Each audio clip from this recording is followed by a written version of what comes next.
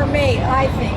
And I acquired it in 2003. It only had 3,000 miles on, and it was impeccable. It was like new. So I rode it and rode it and rode it. Yes, my daily rider every day, commuted with it up to Stamford, Connecticut for a while. And I put, I don't know, tens of thousands of miles on, like 60,000 more miles, 70,000, I don't know. And I took it to Ken Puzio, Black Hills Custom Parts in Rockaway, New Jersey. And he said, well, while you have it here, you know, check it out, and it's not going to be that much to take it from 88 inches to 95 inches, you know, because you need a top end, you need the valves refreshed anyway.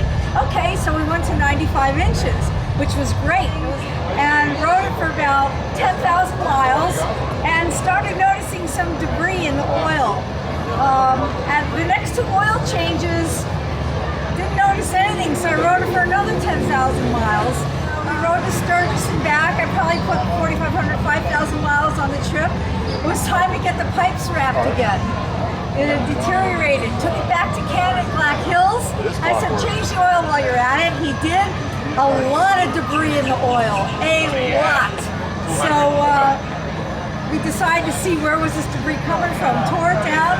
Turns out that the flywheel, I had basically trashed the bottom end. And when he put that 95 inch in, that flywheel, that crankshaft was true. It was true. It was fine. 10,000 miles later, I'm not so sure that the stock crankshaft, the stock flywheel assembly was meant for the higher horsepower, the more power. So I called up S&S. I knew that they had come out with a new flywheel assembly that was stronger, and you know, I talked to Bruce about it. You know, I talked to the S&S staff, and they recommended their flywheel assembly, and they also recommended, since the top end was, since it had to come apart anyway, why not go with 106 inches?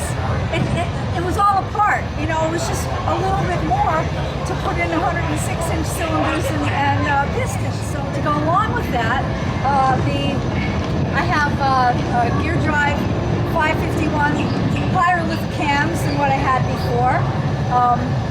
S&S carburetor, S&S air cleaner, we'll talk about all that. So that's kind of how we got to it. The project just started out with I needed a new flywheel, and I needed to be flywheel assembly, and I needed to be bulletproof. That's how it started, and it just sort of took off from there.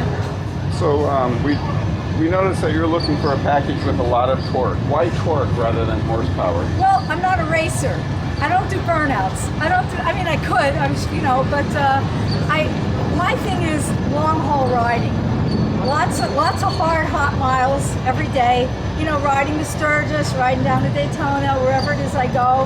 Might be, you know, 550, 650 miles a day, one day after the next.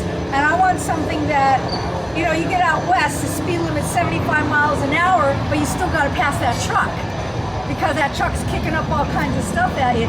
So I wanted something that I get on the throttle and it just goes, you know. So more like I want it to be more geared towards heavy duty touring, I guess you could say. Well, as you mentioned earlier, it originally was an 88, you went to a 95, and now you're up to 106 inches. How do those engines compare? You have to ask. You have to ask how an 88 compares to the 95, 106. Yeah, the power's there, the torque is there. It's amazing this thing moves. You know, for a carbureted bike, it moves. So I've noticed you refer to your bike as a she. So is it a she bike or a gentleman bike, or what's the difference? All my bikes are female. Very good. Yeah, her name was Black Beauty. You know, that's what it was since the beginning. I know, not very imaginative, but she's beautiful. She's my workhorse. This is the bike that doesn't